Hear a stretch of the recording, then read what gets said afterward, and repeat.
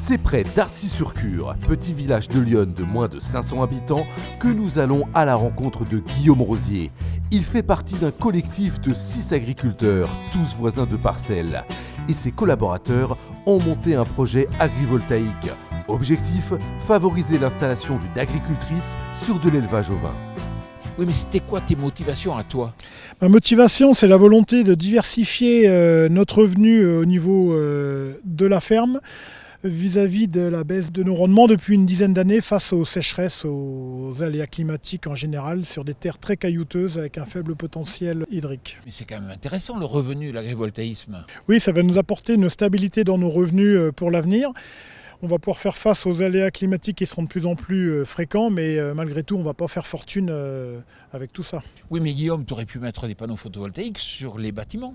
L'un n'empêche pas l'autre. On a tous prévu, les 6 exploitants, de mettre des panneaux effectivement sur des constructions neuves ou anciennes de nos fermes, tout ce qui est hangars et bâtiments agricoles. Preuve que chaque étape a été soigneusement évaluée, les voisins de ce groupe d'agriculteurs ont été sensibilisés en amont pour montrer la réalité de ce projet qui depuis est passé de 160 à 130 hectares. Oui, pour finir, on en est où de ce projet ? On a eu l'accord de la commission départementale. Notre développeur GLHD a de son côté bloqué le raccordement au niveau du réseau avec RTE. Et maintenant, il faut que l'instruction se fasse au niveau départemental avec l'administration. Bon, ben merci beaucoup Guillaume. Merci Jean-Paul. Alors à présent, on va aller à la rencontre d'une future agricultrice. Bon, alors on y va.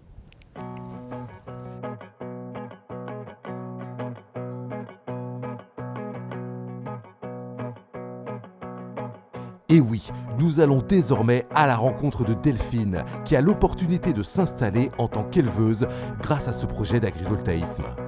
Salut Delphine. Bonjour Jean-Paul. Alors toi, t'es pas vraiment dans l'agriculture actuellement. Non, effectivement, je suis actuellement en formation continue pour obtenir un BPREA et pouvoir m'installer en élevage ovin dans un projet d'agrivoltaïsme. T'installer comme agricultrice, c'était ton rêve. Oui, effectivement, je viens d'une exploitation de polyculture élevage avec la passion du mouton que papa m'a retransmis et avec qui j'ai pu pratiquer durant 15 ans. Et j'ai eu l'opportunité de pouvoir faire cette activité grâce à un congé de mobilité que mon employeur m'a accepté, puisqu'il me suit dans mon projet et donc c'était l'opportunité de le faire maintenant. Pourtant, c'est vrai que c'est pas facile de s'installer ici. Non, effectivement, c'est pas facile. Si on n'a pas le foncier, on ne peut pas s'installer.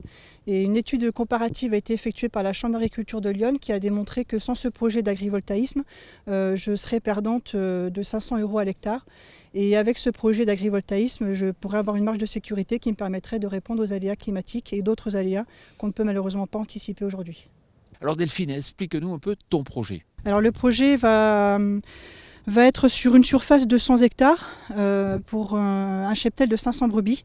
Donc je commencerai déjà avec 150 brebis avec une race a priori sur de la solognotte.